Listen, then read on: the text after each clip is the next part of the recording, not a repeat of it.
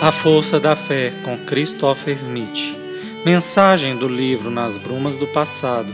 Psicofonia recebida pela médium Shirlene Soares Campos no Núcleo Servos Maria de Nazaré. Interpretada por Daniel Stephanie.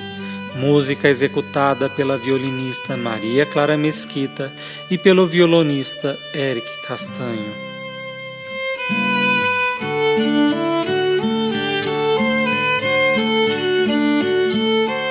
Francisco de Assis e o Lobo. A cidade de Gúbio estava em total desespero. Crianças corriam, mães fechavam as portas de suas casas. Todos com extremo receio procuravam sondar pelas frestas da porta o que se passava nas ruas. Em meio daquele clamor, daquele desespero, viram que Francisco de Assis chegava lentamente no começo da rua e, de todos os lugares, vozes se erguiam: Francisco, não fique no meio da rua. E ele continuava, como se não escutasse.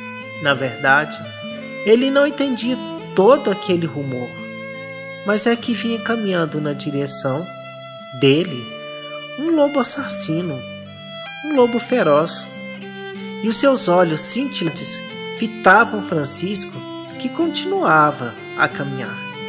Muitas mulheres choravam, crianças gritavam em desespero. Já estava esperando o desfecho trágico daquele encontro. O lobo caminhava com passos firmes e Francisco caminhava com passos lentos. Ia Francisco de Assis pensando fortemente em Jesus. Se ele corresse, faria com que a fera se assustasse e viesse em sua direção. E ele preferiu então orar, e dentro de seu coração desabrochou um apelo: Mestre, venha em socorro do seu humilde servo. De mim nada posso, mas Senhor, o seu amor tudo pode. Tenho diante de mim um irmão lobo, irracional, que não sabe medir as consequências dos seus atos. Eu sei medir as consequências dos meus atos, e quantas vezes fui violento com umas feras, quantas vezes agredi o meu irmão. Mas agora, Senhor, que seu amor faz morada em minha alma, ajude-me. Não tenho para onde fugir.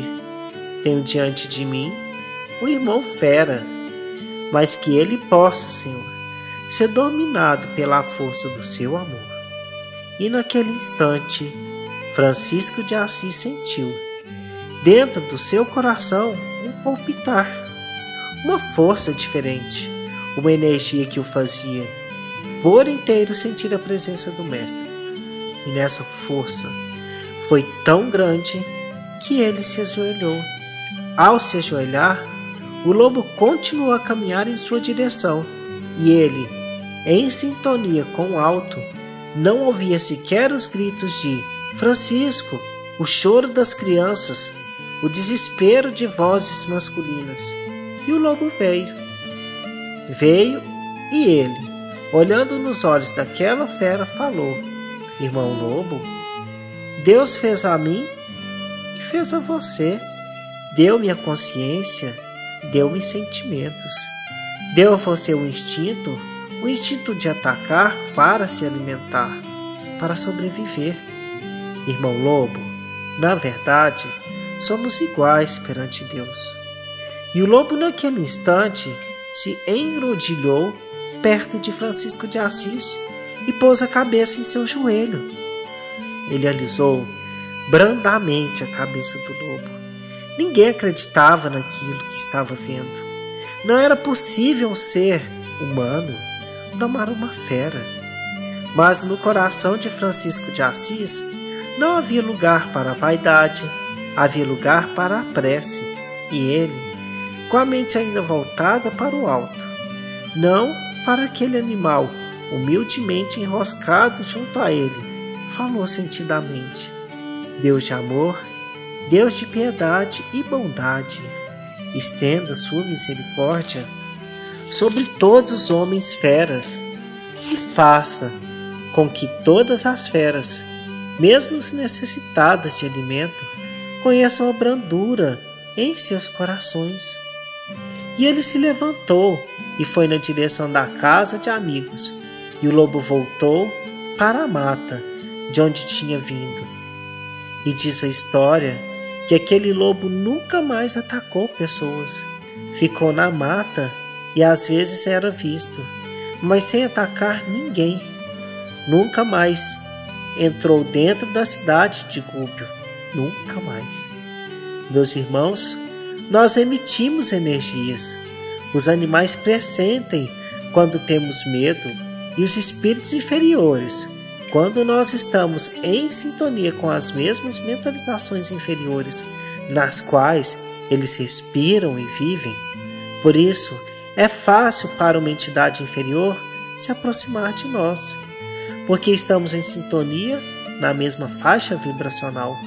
Por isso, muitas vezes, as feras se detêm, porque não pressentem aquela vibração de medo e se pacificam. Aconteceu com Francisco de Assis e aconteceu com muitas outras pessoas não serem atacadas por feras em determinadas situações, porque a prece as protegeu, porque espíritos bondosos se aproximaram evitando o pior. Porém, a fera que temos dentro de nossas almas às vezes é muito mais indomável do que as feras irracionais que lutam pela própria sobrevivência. Elas matam para se alimentar, e o homem mata por um instinto assassino implacável. É preciso que reconheçamos que Deus fez a todos nós, e é necessário abrandar essa fera interior que trazemos dentro de nosso ser, para que Deus se faça dentro de nós em equilíbrio, em paz e harmonia.